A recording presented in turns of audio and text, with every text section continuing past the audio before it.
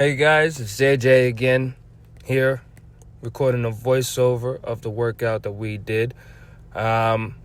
Today we did arms again because I had a pump cover on my entire workout and I didn't get to show a physique update. Now that I think about it, this video doesn't have a physique update either, but we'll remedy that today. As you know, we always start out with the shoulder rotations, and basically the form here is simple. You keep the shoulders back and you keep just as firm a posture as you can. I'm trying to keep a good distance from the camera just so that you can see the angles, but shoulders back and just not letting the rest of my body get into the movement so that I'm really working on rotating those shoulders. This, like I said, it primes. It's like a primer for me. Helps me get into the, helps me just warm up, just prime my body to, for whatever load my upper body might need. Again, I did constantly dislocate my shoulders when I was in high school playing football. I was a running back and linebacker, and every time I would go to tackle somebody, my shoulders would pop out no matter how much force I seemingly put into the hit, or sometimes it would just pop out because of how hard I got hit. That was more rare, but it happened. So knowing that my shoulders are a weak point, so to speak, not in terms of muscle building, but in terms of mobility, I guess. I don't know if that's the right word, but they've definitely shown to be compromised, especially in my athletic career. So we give them extra attention on a daily basis. As you know, or if you don't know, we try to hit all the joints a couple times a week at this point. Getting abs in, just getting abs, working that core as much as possible, probably about twice a week at least. The ankles, the hip flexors, the shoulders, and we're gonna throw neck in there too. You know, everybody can use a bigger neck, so we're just gonna keep building on it, keep building on the on everything that we work on, and just trying to perfect the process, just like we're doing with these voiceovers. First we started recording, I didn't really know what I was doing, so I would just let my camera run for about an hour while I was doing my lift. Now as you can see, there's some jump cuts because I only record each set, and that's been working well for me. It's easier to edit. I don't know how I planned on editing before, but chopping up these videos is much easier when I have a bunch of little videos already. So that's been working well for me. So my rotator cuff exercises, I got the bent elbow rotations like you can see here. I go outside and then I curl inside. This is me curling away from my body, rotating away from my body, and before this I was rotating towards my body. And then I have the lateral raises and the front raises. Rear delts, I try to hit those a couple times a week, but that's not really where I used to feel the pain in my shoulder. So, and here are the side raises. Is this the lateral raise? I think this is the lateral raise. I have more bend in my elbow than I want to have for this particular exercise, but that's fine. It's really just about making sure I'm feeling my shoulder rotate and making sure that the load is continuously on that rotator cuff, and I'm getting a stretch and I'm contracting. And so, but it could be better. We're always looking to improve. But ideally, like see here, my elbow is not as nearly as bent as it was on that lateral raise. So that's really where we want to be. That's the sweet spot for me.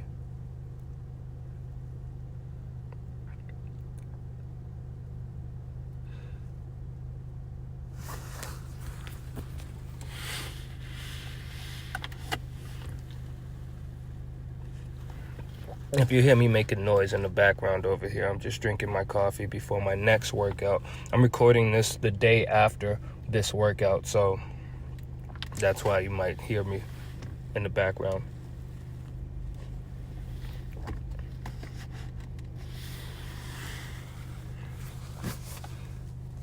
Yeah, this video is a little bit longer than the last one. I'm aiming for around 10 minutes. But like I said, I was feeling slow in the gym on this day, and some of the exercises I was doing were kind of repetitive. I don't really count sets. I don't really count reps very, very often. I'm not really tracking anything like that. I'm going off of feel, and just really trying to create that mind-muscle connection and just strengthen it every day. Strength is important, but I feel like as long as I'm in the gym giving my body resistance, then I don't really have to worry about exactly how strong I am. Rather, I can focus on the mind-muscle connection, feeling the stretch, feeling the contraction, making sure that my body is holding proper form under that resistance, and that's as strong as and as long as I keep doing that, I'm gonna continue to get stronger. There is definitely a way for me to be more like proactive towards strength, but that's not what we're training for. I don't want to just see the numbers go up when my posture is not like good. When I'm out of posture, when my form breaks down, I don't want to just see the number going up. I want to know that I can contract the muscle that I'm want to work out. Like any muscle, like at this point in time, obviously my left side is my weaker side, or it's the side that I have less mind muscle control with. So I try to isolate my left side a lot more, especially with my back and my forearm, my wrists.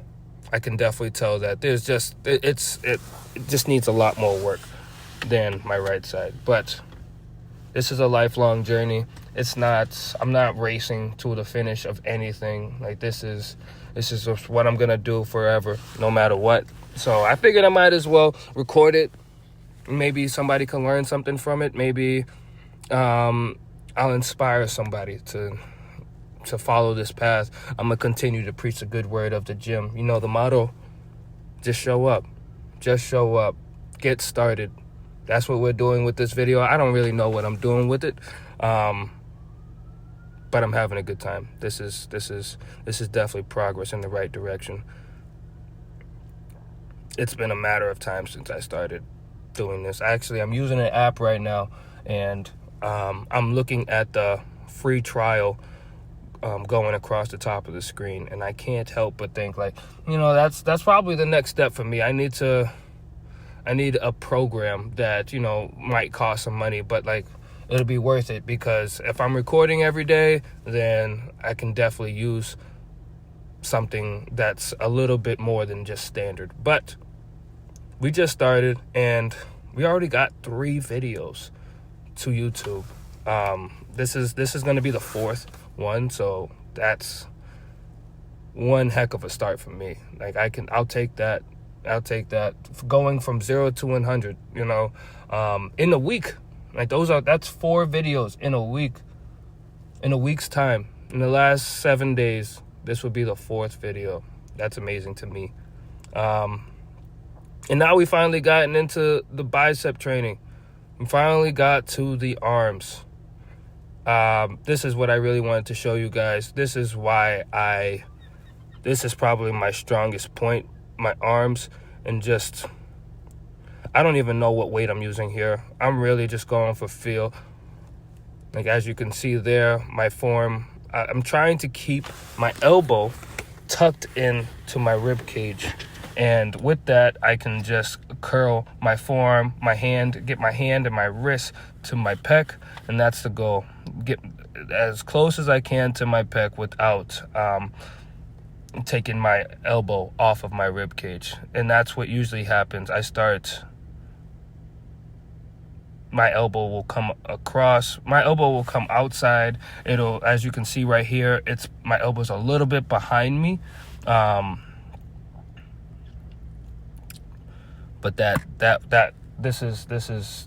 this works right here. As long as I can feel the stretch, feel the contraction, and I keep that tension on the bicep right here. This exercise actually in particular is more of a forearm / brachiolis exercise. I think I said that right.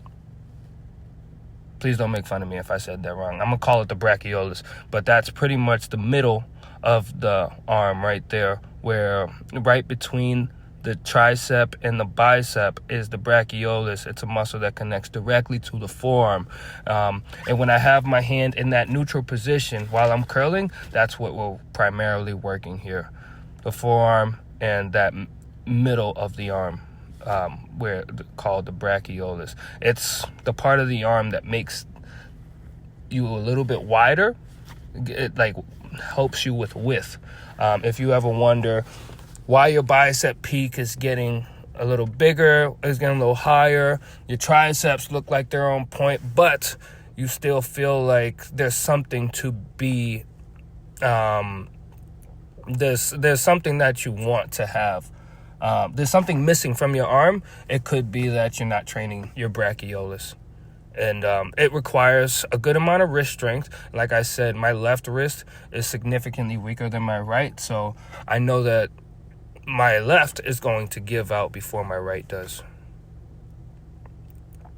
And you have to train the triceps. Here you can see me positioning, reposition, so that I am sure to get as much tricep activation as I can and not leave my other body parts out of it. I don't want to be trying to throw this weight down with just any muscle. I'm rolling my shoulders back to keep my shoulders out of it. I'm keeping my weight off of the cable, so that I'm not just throwing, I don't know. I'm sure everybody's seen the people just leaning over the weight, going back and forth to help them get those extra reps. So here, with the shoulders back, with me, I'm trying not to lean into the cable, and I'm trying to just have my tricep do all the work, which is, it requires balance, and it requires my mind to be on a couple different things while I'm doing these reps, but this works. This definitely works. So, and it's it's a good way to just make sure that I'm isolating the triceps here. Again, the form, the posture. I don't want my shoulders to roll forward, because once my shoulders roll forward, then they're just going to be jumping all over the place, helping me move the weight. So that's really my goal with posture, just to keep those shoulders back.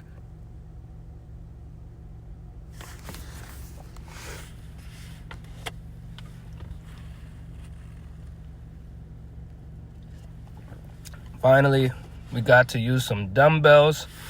I'm trying to find the right lighting so that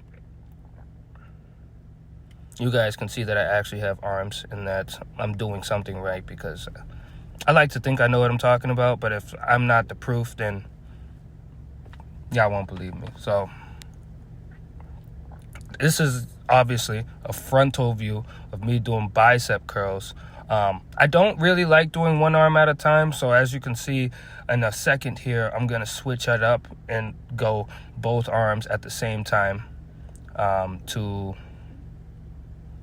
really feel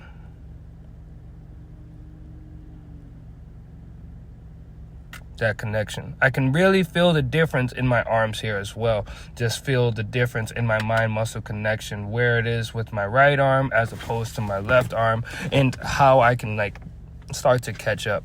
When it comes to just regular curls like that though, my arms are pretty even. My left peak isn't what my right peak is right now, but I'm sure with a little more training it'll catch up. Here is a good shot of the brachiolis. You can see the muscle in the middle of the arm between the bicep and the tricep.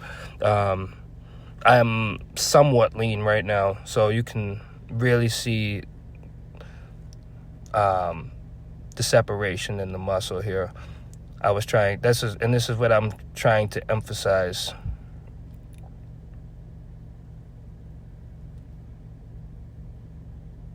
And I'm showing you the other side.